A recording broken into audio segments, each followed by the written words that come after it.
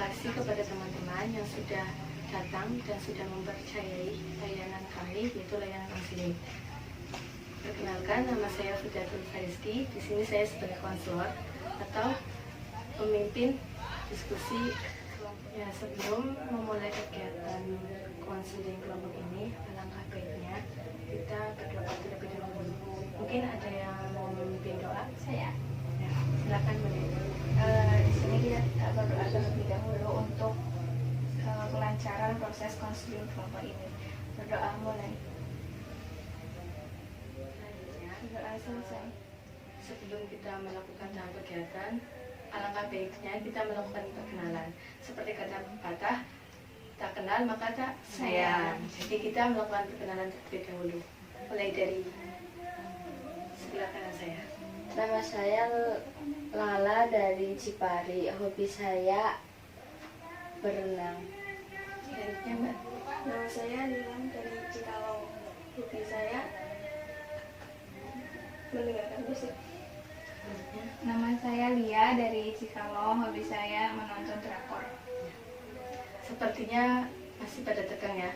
Ya masih. Nah, untuk mencairkan suasana, kita terlebih dahulu melakukan permainan ya.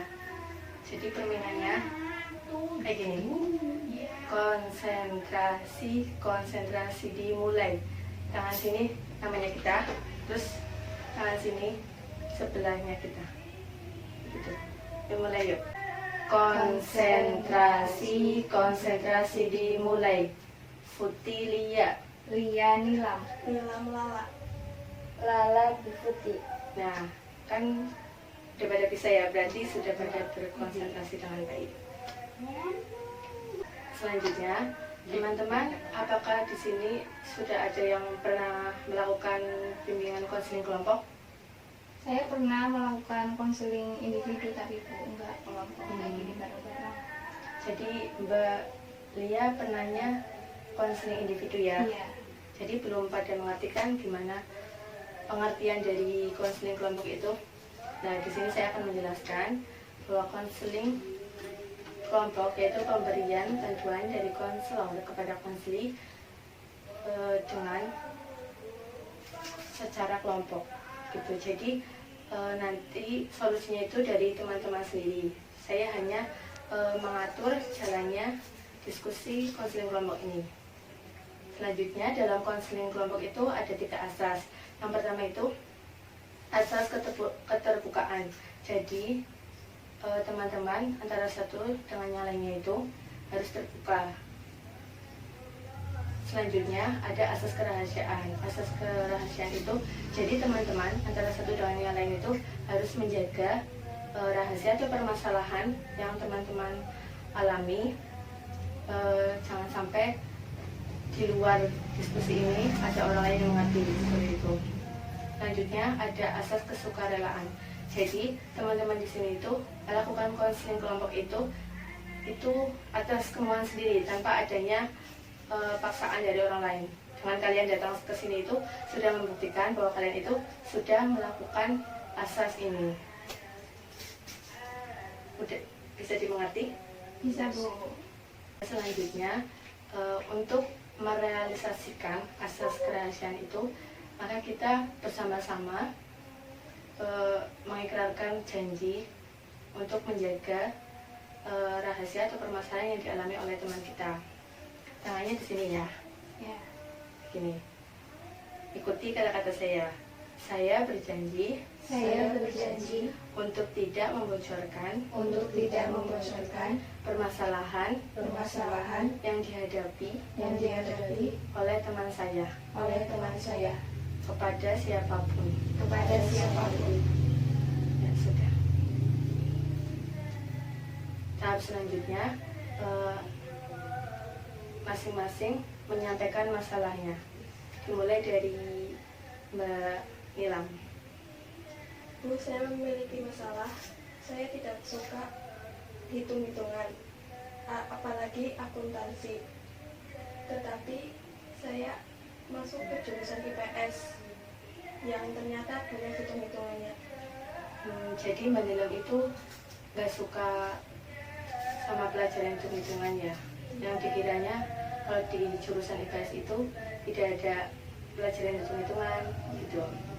Selanjutnya Mbak Lala silakan. Saya merasa salah masuk jurusan. Selanjutnya Mbak Lia. Saya kan mempunyai masalah Bu, kan sekarang kan saya kelas 11 gitu. Nah, tetapi teman-teman saya ini tidak sama seperti kelas 10 seperti itu Bu. Jadi Mbak itu merasa kurang nyaman dengan kelas 11 saat ini. Iya, Bu. Soalnya beda dengan kelas 10 yang dulu. Iya Bu. Nah, kan kalian sudah menyampaikan masalah masing-masing. Nah, selanjutnya dari masalah yang sudah disebutkan tadi, menurut kalian masalah siapa yang akan kita bahas untuk dipecahkan masalahnya? Menurut saya permasalahan dari Mbak Lala, soalnya kan Mbak Lala ini kan merasa kalau Mbak Lala ini salah masuk jurusan gitu kan. Kita kan sama-sama SMA gitu, jadi bisa buat belajar kita bagaimana ketika kita besok menginjak perguruan tinggi gitu. Kalau dari Mbak Nila? Permasalahan Mbak Lala juga. Baik, dari kesepakatan kan yang dipilih permasalahannya Mbak Lala ya. Jadi silakan Mbak Lala untuk menceritakan masalahnya secara lebih rinci. Saya merasa salah jurusan Bu. Saya ingin menjadi arsitek, sedangkan jurusan saya itu IPS. Saya pesimis karena saya melihat kebanyakan yang masuk jurusan IPA, sehingga saya merasa salah jurusan. Jadi Mbak Lala itu inginnya itu menjadi arsitek ya, sedangkan jurusan dari arsitek itu kebanyakan IPA. Jadi Mbak itu merasa pesimis seperti itu. Ya. Dari permasalahannya Mbak Lala, mungkin teman-teman ada yang mau memberikan solusi. Silakan Mbak Lia. Kalau menurut saya, saran saya sih mending Mbak Lala jalani saja gitu kan. Kan zaman sekarang kan juga banyak kok orang-orang yang menjadi arsitek tapi jurusannya dari pas SMA-nya jurusan IPS. Kan nanti kan Mbak Lala kan ketika memasuki jurusan perguruan tinggi kan bisa memilih mau memilih apa gitu. Jadi menurut saya nggak usah dijalanin saja gitu. Kalau menurut saya juga pasti sanggup kok masuk jurusan IPS gitu kan. Kemarin juga saya melihat waktu maju Mbak Lala juga bisa kok menjawab pertanyaan dari Bu guru gitu. Kalau menurut Mbak Nila? Kalau dari saya sama seperti Mbak Lia. Jadi kalau menurut saya seperti yang tadi dikatakan oleh Mbak Lia, jadi Mbak Lala itu harus menerima apa yang sedang Mbak Lala sekarang jalani, yaitu jurusan IPS. Karena walaupun jurusan IPS kan nanti Mbak bisa memilih jurusan-jurusan yang lain nanti. Kan juga semuanya Mbak ingin masuk ke arsitek kan juga nanti bisa masuk melalui jalur yang lain, bukan jalur SNMPTN, tapi bisa melalui ujian mandiri gitu. Kayak gitu. Mungkin ada yang mau menambahkan solusi lagi?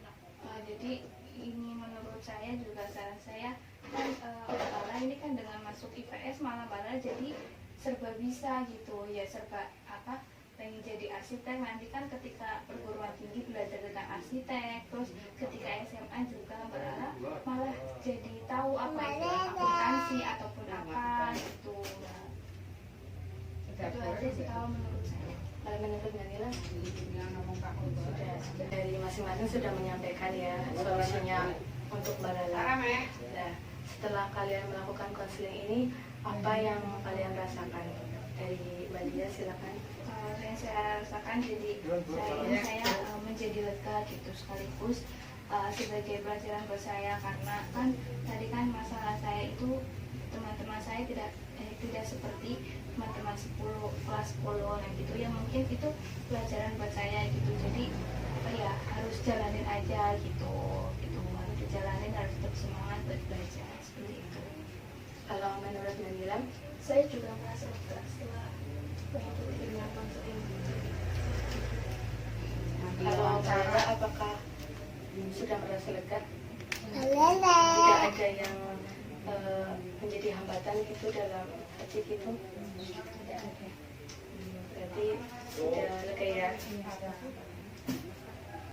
Jadi berdasarkan konseling ini kita itu dapat mengambil pelajaran ya, bahwasanya kita itu harus menjalani apa yang sudah menjadi ketentuan dari Allah Subhanahu Wa Taala dengan kita berusaha untuk menjadi yang terbaik kayak gitu. Terima kasih kepada teman-teman yang sudah meluangkan waktunya untuk melakukan konseling kepada saya, dan saya meminta maaf yang sebesar-besarnya apabila dalam memberikan konseling ini, dalam memimpin itu masih kurang. Terima kasih. Ya, saya juga terima kasih karena dengan adanya proses konseling kelompok ini saya jadi lebih lega gitu, karena permasalahan saya sudah terjawab melalui proses konseling kelompok ini.